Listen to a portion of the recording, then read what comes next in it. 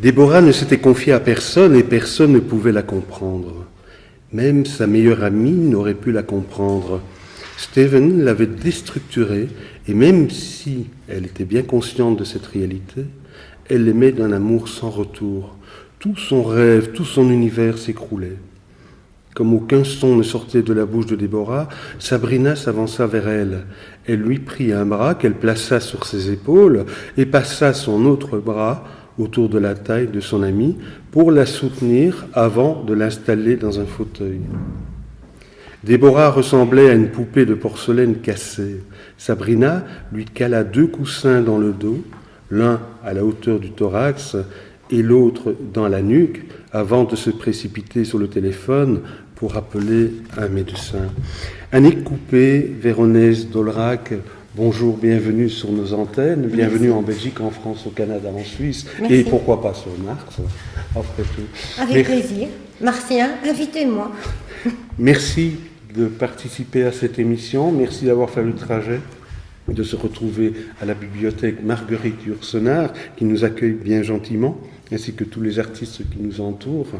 Vous nous avez offert un livre que j'ai lu avec beaucoup d'attention et j'ai retardé notre entrevue, notre interview, parce que ce livre demandait plusieurs lectures et demandait un peu de concentration, si l'on désirait entrer dans l'histoire. Oui.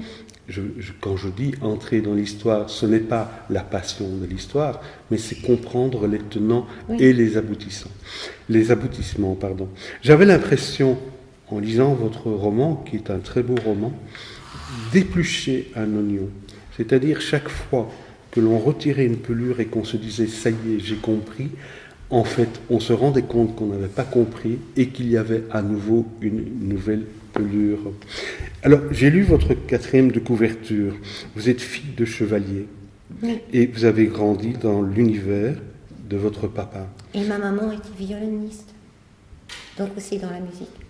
Violoniste dans la musique, et c'est peut-être pour ça que vous chantez si bien les mots au bout de votre plume. Mais il y a aussi un point qui m'a interpellé, mais un peu plus tard. Vous faites partie de ce que l'on appelle, je vais essayer de le dire sans me tromper, les Rose-Croix, c'est ça? Oui, les Rose-Croix d'or. Pardon? Les Rose-Croix d'or. En fait, il y a les Rose-Croix, qui est la Morque, et il y a les Rose-Croix d'or, qui eux sont basés essentiellement à Lille. C'est peut-être le départ de votre roman, quelque part. Sans ce chemin, il est clair que je n'aurais pas pu l'écrire. Ça, c'est une évidence. Alors, sans rentrer dans le détail de l'histoire, parce que rentrer dans une histoire, c'est la dénaturer. Elle est complexée, oui. Elle est complexe. Mais nous avons 2 amis très proches, je dirais si proches que l'une devine presque les pensées de l'autre. Elles rencontrent le même homme. L'une sera au départ trahie par cet homme, larguée et manipulée, et l'autre va l'épouser. Mais en fin de compte, on se demande qui il manipule, et c'est le départ d'un chemin initiatique. Oui. Alors, comment avez-vous démarré cette histoire ? Comment les premiers mots se sont-ils couchés sur le papier ? En fait, ce qui s'est passé, au départ, donc je suis journaliste dans la vie, et donc c'est une rencontre avec Rudy Cambier. Donc, avant de vous parler de mon livre, je dois d'abord vous parler de 3 personnes. On y va, on est là pour ça. La première, Rudy Cambier, donc, que j'ai interviewé, est un professeur, philologue, spécialiste du Moyen-Âge, auteur de nombreux ouvrages concernant les centuries qu'il a traduites, et aussi héritier d'un lourd fardeau, d'un lourd secret familial, lié à la fuite des Templiers de Flandre. Donc, et ses ancêtres ont caché dans 12 tonneaux, dans sa propriété, donc ce fameux trésor templier. Donc ça, c'est la première personne. Donc c'est notre contemporain. La deuxième, c'est Yves de Lessing, l'auteur véritable des Centuries, écrite au XIVe siècle, et qui était moine cistercien à l'abbaye de Cambron. Et le troisième, Nostradamus, qui a fait des Centuries, ce que tout le monde connaît. Mais il faut dire que c'est quand même grâce à lui que ces Centuries sont arrivées jusqu'à nous aujourd'hui. Donc ça, c'était... On peut peut-être rappeler ce que c'est qu'une centurie pour nos éditeurs. Ce sont des poèmes écrits d'une façon très très particulière, et donc au Moyen-Âge. Et en fait, les centuries n'ont rien de prophétique. Si vous voulez, je vous montrerai, j'ai pris les cartes. Donc la partie des centuries que Rudy a donc traduite, les centuries, ce sont des cartes. Et des cartes comme un GPS qui indiquent 9 chemins pour permettre à l'attendu de retrouver donc ce fameux trésor qu'ils ont laissé à cette famille en s'enfuyant pour échapper à tout ce qui se passait avec la fin des Templiers au XIVe. Les Templiers, bien entendu. On parle également de ce trésor. Et puis, votre plume décrit très bien quelques terroirs de notre pays, de la Belgique. Oui, et j'ai beaucoup voyagé aussi parce que, justement, quand on fait ce cheminement spirituel, voyager aide pour beaucoup de raisons. Pour ça, je devrais donner une conférence, je ne peux pas expliquer ici, c'est trop vaste. Mais donc voilà, donc c'est... Et pour justement... Et c'était un sujet qui m'a vraiment captivée, et je me suis dit, comment intéresser le monde à ce sujet tellement vaste, tellement complexe. Et donc je me suis dit, le conte, c'est la meilleure façon. Donc je l'ai écrit à 3 niveaux. Donc pour le Kidam, pour ceux qui aiment l'histoire, et pour le côté ésotérique. Et j'ai voulu faire comme Yves de Lessing. Donc le vrai message, parce que tout est codé. C'est vraiment, tout est codé. Et donc je me suis dit, les gens vont le prendre en fonction de leur niveau d'évolution. Et donc parce qu'on ne peut jamais aller trop au-devant de ce que les gens peuvent percevoir, ce n'est pas bon. Quand vous parlez de niveau d'évolution, on ressent très très bien comment dirais-je, votre origine, ou votre éducation, ou du moins ce vers quoi votre esprit se tend. Mais pour nous, qui ne connaissons pas, moi qui ne suis pas Rose-Croix d'Or, qu'est-ce que ça signifie, ce niveau d'évolution? Je dirais en fait quelque chose de très simple. Je vais essayer d'expliquer très simplement. Donc le but ultime de l'humain, c'est de comprendre le message christique et de pouvoir de son vivant rejoindre ce qu'il est, sans entrer dans les détails. Mais pour ça, donc le chemin, c'est... Il faut aligner les 3 C, le cœur, le corps et l'esprit. Je vais vous représenter un triangle où les gens se donneraient la main. Et donc vous imaginez 3 murs qui se rassemblent. Et donc au centre, alors l'âme peut partir et rejoindre le cosmique. C'est l'Illuminati, c'est ça le schéma. Mais donc notre réalité humaine est le triangle. Et donc le but, c'est donc comme c'est 3 triplés, il faut équilibrer. Le triangle doit être bien... Le Graal, c'est ça. C'est l'équilibre entre les 3 C. C'est pas autre chose. C'est pas un calice, c'est pas ça.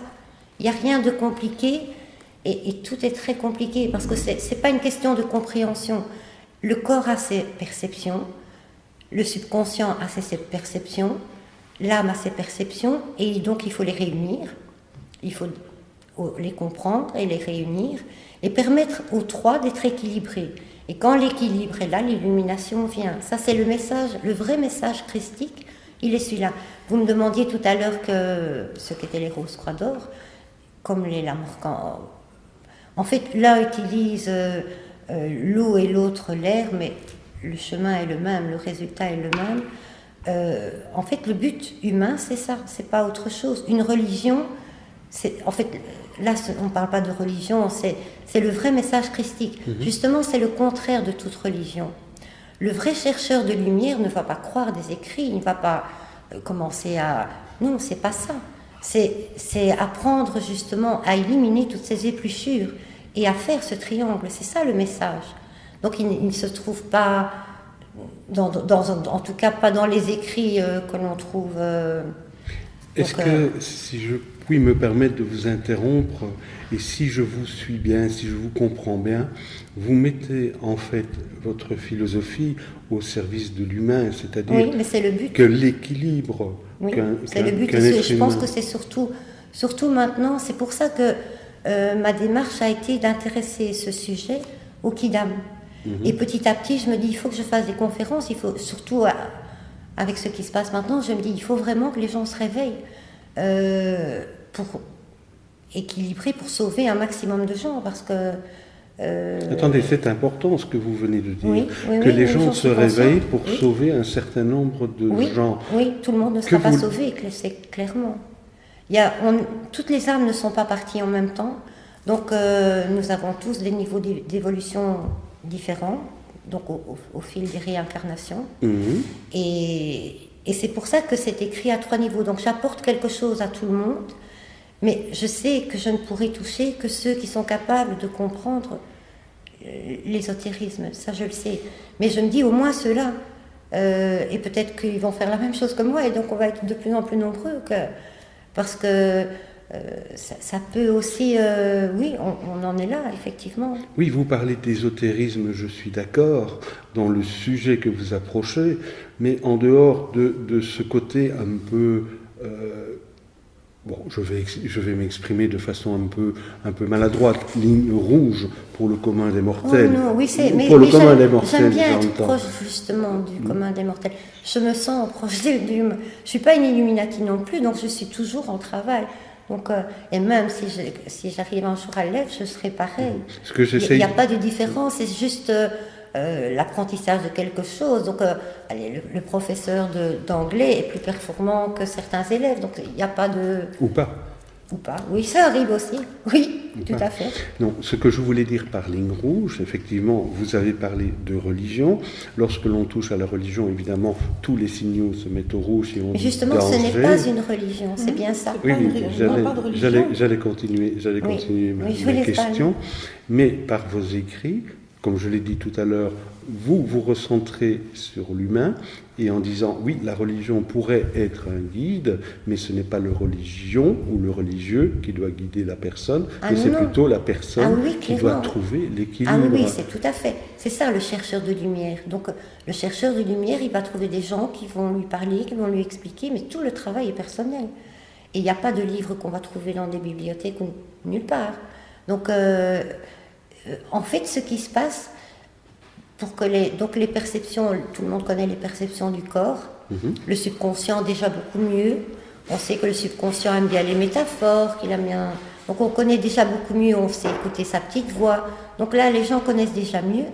L'âme, c'est déjà moins de personnes entendent leur âme. Et en fait l'âme fonctionne, donc l'âme c'est les émotions, mais je veux dire c'est sublimé. En fait, c'est une question d'essence. L'âme, c'est une question d'essence. L'âme a la faculté de se projeter, c'est de se transformer en une sorte de liquide dense, de se projeter dans les êtres et de recevoir les êtres. Et donc de les aider. Mais c'est aussi, c'est pour ça qu'il vaut mieux être en équilibre, parce que on capte aussi l'énergie des autres, c'est ça l'essence. Tous les humains, on est tous égaux, c'est pas une question de couleur, c'est pas une question de religion, c'est pas ça. À la limite, toutes les religions sont des blocages. L'essentiel pour tous les humains, c'est l'essence, c'est notre essence. Et le but, c'est justement de faire ce triangle. Alors là j'ai une confusion, et vous m'excuserez si je vous attribue cette phrase, parce que je ne suis pas certain de l'avoir trouvée dans votre livre ou de l'avoir trouvée autre part pendant que je lisais votre livre. Et j'avais lu simplement ceci, c'est que nous avons deux êtres. Nous avons nous, qui sommes sur Terre, qui vont normalement, et nous avons un autre être qui travaille ou qui vit dans une autre dimension. Et que nous devrions nous adresser, en penser au moment de s'endormir, à cet autre être. Ça, c'est le double. Oui, ça, c'est encore autre chose, parce que le monde est dualité. Mm-hmm. Par exemple, je vais vous donner un exemple. C'est ce qu'on appelle le monde parallèle. Non, c'est pas ça. Non. Tout est double, tout est dualité sur Terre. Nous avons nos qualités et nous avons nos défauts. Et on essaye d'amplifier nos qualités, mais on ne peut pas rejeter nos défauts. Heureusement. Oui, tout à fait. Parce que nos défauts nous permettent d'équilibrer nos qualités. Donc, dans la vie, tout est dualité. De même qu'heureusement qu'il y a le mal pour mettre en exergue le oui, bien. tout à fait. Et au début, il n'y avait rien, donc le mal n'existait pas. Non, tout est dualité. Sans la dualité, il n'y a pas de monde. Donc là, c'est encore autre chose. Le triangle, c'est la réalité humaine. Mais la dualité, c'est la dualité du monde. Donc c'est encore... tout ça fait partie de... Mais donc, pour répondre à votre question, par rapport à ça, il faut savoir aussi que le subconscient est la locomotive, le véhicule de l'âme. Et donc, pendant notre sommeil, le subconscient, relié par le nombril, s'en va, et il s'en va avec l'âme. Et donc, ça, c'est ce qui forme notre double. La nuit, nous avons une autre vie qu'on pourrait qualifier, j'espère que je suis claire, mais qu'on pourrait qualifier dans une autre dimension. Mais donc, nous avons deux vies, une vie diurne et une vie nocturne. Et pendant la vie nocturne, c'est pour ça qu'il n'y a pas de religion, il n'y a personne qui peut nous apprendre. Ce qu'on apprend au niveau de la perfection du subconscient et de l'âme, ça se passe la nuit.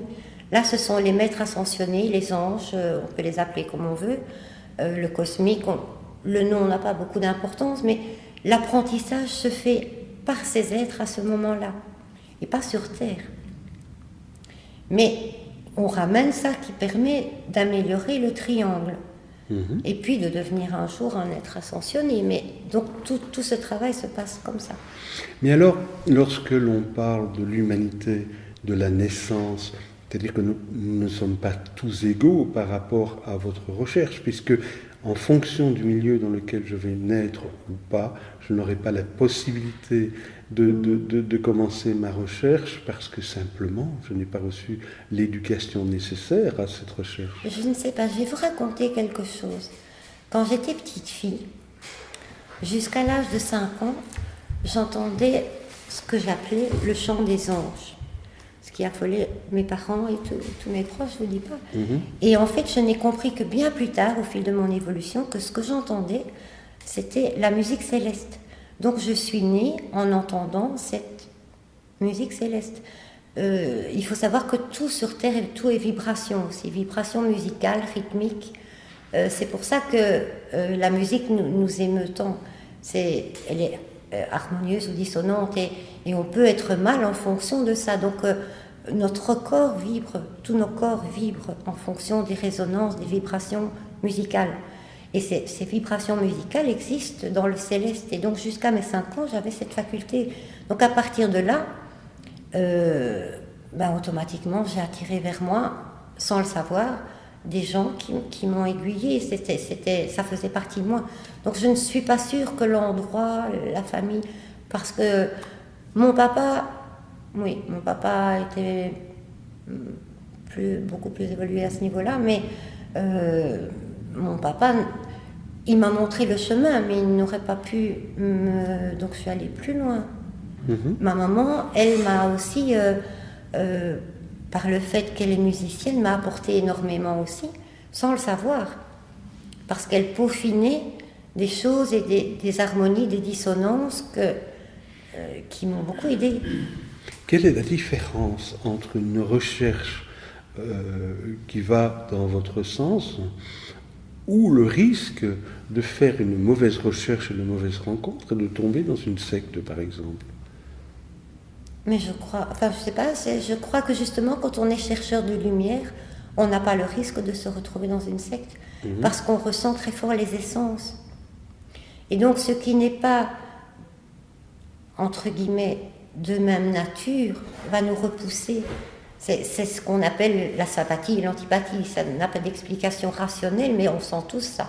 On a tous de l'antipathie ou de la sympathie directement pour les gens sans les connaître. Et donc l'essence, c'est beaucoup plus fort encore. Donc à la limite, je vous dirais, c'est pas possible. On va pas y aller, on va pas pouvoir. On va pas, non. Si nous revenions à votre roman, Je vous en prie. mais on a compris, ce n'est pas un roman, c'est plus que ça, c'est un ensemble. Oui, c'est ce que je voulais, transmettre plus que ça. Je dirais que c'est une espèce de domino, Oui, même pas oui. domino parce que le domino est un équilibre, non, c'est une construction, disons une sorte de cathédrale qui se met en place. Soit on découvre les fondations et là il faut commencer à grimper et découvrir l'écrit. Ce que j'ai essayé, c'est en fait de m'adresser aussi. Il y a des passages dans mon livre qui sont très métaphoriques. Oui. C'est vrai que le Kidam, il se dit...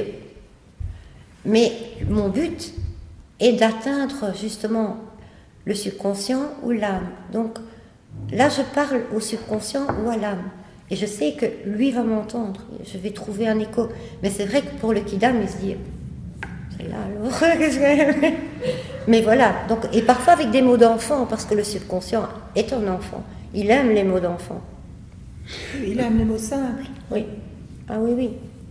Alors j'étais un peu perturbé par la manière dont votre livre a été imprimé. Je me suis posé la question, je me suis demandé si c'était voulu ou pas. C'est-à-dire que vous aviez certaines phrases... Non, ça c'était involontaire, oui. C'était involontaire. Oui. Vous avez l'air malheureuse quand vous dites ça. Oui, parce qu'effectivement, il y a des fins de phrases qui... Oui, c'est perturbant. Oui, c'est dans la perturbant, je lecture. sais. Oui. Non, ça c'est à l'impression. Je C'est pas top et c'est pas voulu. Je croyais que vous vouliez poser une respiration ou non, c'était une autre je n'y suis approche. pour rien. Peut-être que ça doit. Peut-être, je ne sais pas. Voilà, peut-être que ça doit. C'est un éditeur canadien que vous avez choisi. On peut peut-être rappeler le nom de la maison d'édition. Les éditions dédicaces. Voilà, qui sont relativement prolixes dans la manière d'imprimer et qui me contactent de temps en temps pour m'aiguiller vers des auteurs qu'ils désirent mettre en exergue. Oui, c'est rare, c'est une maison une d'édition. chouette maison d'édition, oui. Oui, tout à fait. Alors, C'est pas un problème ça d'être édité dans... Non, parce qu'il habite en France. Donc, oui, enfin, ok. il est au Canada, mais il habite aussi en France. Ah oui, donc, d'accord, donc il y a quand même une proximité.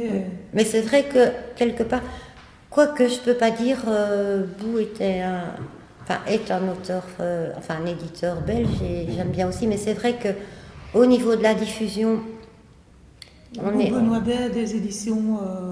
on est à mieux. Notre livre, c'est ça. Oui, Ouais. mais c'est vrai que, qui sont top avec Bou, qui fait un travail phénoménal. C'est vraiment un gars super génial. eh bien, on le actif salue, et- hein. On le salue, oui. coucou. Mais c'est vrai qu'au niveau de l'IRAM, il le dit lui-même. C'est toujours la diffusion. Ah, mais qui pose l'édition, un problème, c'est ça. pas C'est évident. dur. hein. On peut peut-être rappeler également qu'il y a plusieurs acteurs qui jouent dans le monde littéraire. Il y a l'éditeur qui doit faire ce travail de mise en page, de design, Il y a de d'abord l'auteur coucouner. qui produit. hein, Oui, qui- mais ça, on va revenir à l'auteur. Il faut coucouner l'auteur qui est parfois maladroit parce qu'il est dans sa bulle. Il y a le distributeur qui a tout un travail en soi. En Belgique, c'est épouvantable. Oui, La il y a le diffusion en libraire. Belgique, c'est épouvantable. Il y a le libraire qui essaye de survivre. Et là-dedans, on a l'impression que c'est le parent pauvre, c'est l'auteur. C'est l'auteur. L'auteur Exactement. qui doit courir partout et qui, au niveau des royalties, s'il peut se payer un café après une manifestation littéraire, c'est qu'il a beaucoup de chance. Ouais, Ce sera le sujet d'un débat que nous aurons au salon Elle se livre. Tu n'y seras pas présente, mais il y aura quelqu'un de Chloé Delis qui se présentera et ce sera un chouette débat. En tout cas, je voulais vous remercier pour votre livre parce qu'on pourrait en parler pendant des heures et des heures et des heures. Et je ne suis pas certain d'avoir pu éplucher tout l'oignon et je crois que j'ai encore beaucoup de travail à faire. D'ailleurs, regardez, le marque-page n'est qu'à la moitié parce que je suis revenu, j'ai continué l'histoire et puis je suis revenu et je me dis, mais où va-t-elle nous entraîner? Parce que c'est un travail initiatique mais qui n'est pas simple, hein, qui fait mal parfois, parce que ces femmes, elles sont malmenées, il y a le secret, il y a les silences, oui, mais c'est ça le chemin. l'absence, J'avais une ou deux questions aussi. Tiens. cruelle. C'est le chemin. En Belgique, il y a beaucoup de Rosicruciens. Non. Non, et sur Terre, il y a peu d'Illuminati. Non. Vous avez des réunions Oui, parfois. Et puis j'en connais personnellement. Ok. Bonjour Déborah, j'espère que vous vous portez tous bien. De mon côté, je suis descendu avec mon ami Yvon Adam dans la cave à betteraves. Et nous y avons découvert des choses que je n'avais jamais observées auparavant. Gravées dans la pierre, nous avons découvert un sanglier, une licorne sans cornes, une tête de barbu, un oiseau et d'autres signes. Mon ami, qui est plus expert que moi en ce domaine, nous a aidés. Au Moyen-Âge, Jean, c'est Jehan. Des lions très abîmés, chez nous, ça c'est les lions des Flandres, un signe indiquant un vélin. Il a eu la bonne idée de remettre tout ça dans l'ordre. Il a pris les premières syllabes et les a inversées. Cela donnait « je ne sais pas ». J'adore cette phrase, « je ne sais pas ». Est-ce que ce n'est pas ça, la sagesse, de dire « je ne sais pas ». C'est pour ça qu'on est chercheur de lumière. Voilà. Ce n'est pas votre seul ouvrage. Vous en avez C'est le 8e. C'est le 8e. Est-ce que tous les ouvrages sont des petites pierres qui se complètent ? Non, mais disons qu'il y a une évolution quand même. Oui, Et celui-ci, c'est le 40e, c'est le 8e. c'est le 8e. C'est le dernier. Il y a toujours une base d'ésotérisme dans tes romans. Même quand je m'adresse aux enfants, je dirais. C'est ça. Mais là, c'est plus de l'ordre, plus au subconscient. Et encore, même un peu à l'âme aussi, mais sous forme de contes, sous forme de choses légères. Alors, vous avez été animatrice musicale et théâtrale dans un centre culturel. Vous avez également participé à des émissions radio, bienvenue, sur les fruits de ma passion, des téléfilms pour la France, et vous êtes auteur de contes pour enfants, mais également d'ouvrages, vous l'avez souligné tout à l'heure, de Nostradamus. En 2013, l'une de vos œuvres est classée en 6e position au prix Fond de Combe. Alors, Annick Coupé, Véronèse d'Olrac, je le lis parce que j'aurais trop peur de massacrer votre nom. Mais justement, je voudrais préciser Et je quelque vous en chose prie. par rapport à ça. Par rapport à Valérie, qui devait changer de nom. Quand j'ai commencé à écrire, donc j'étais déjà journaliste et donc j'écrivais, et on m'a dit, oh là, ça ne va pas, Annick Coupé, c'est pas possible. Il y a une journaliste écrivain en France, et donc son prénom s'écrivait avec un C, moi pas, et son nom de famille P-E, et moi 2-P-E-Z, mais ça se ressemble quand même très fort. Et donc, moi j'ai dit non, moi je refuse de changer de nom. Ça c'est exclu. Je suis fière de porter le nom de mon papa, il est exclu que j'en change. Et on m'a dit, bon, ben, ça ne va pas, il faut trouver une solution. Et bon, on a réfléchi. Et il se trouve que je suis dame chevalier farge de la tour Véronèse d'Olrac. Et donc on a pris... Attendez, redites-le un peu plus doucement, parce que là, j'ai cru que vous alliez étouffer. Non, ça va, mais c'est voilà. Redites-le, s'il vous plaît. Dame chevalier farge de la tour Véronèse d'Olrac. Et c'est presque une poésie. C'est joli, hein? Oui, c'est beau. Hein. Et donc on a pris un morceau, et donc voilà. Voilà la raison pour laquelle voilà. Alors je me permets de dire madame. Non, Annick. Annick, merci infiniment d'avoir De participé rien, c'était un à notre plaisir. émission. Vous êtes toujours la bienvenue, vous le savez. Nous le ferons un peu plus rapidement. Ça a mis un peu de temps, mais ça valait la peine. Et puis merci pour ce superbe livre, L'Attendu. On va rappeler le nom de l'éditeur. Les éditions dédicaces. Édition dédicace. Bon chemin. Merci. Et merci de nous ouvrir Merci la à voie vous. vers la À vous lumière. deux. Au revoir. Au revoir.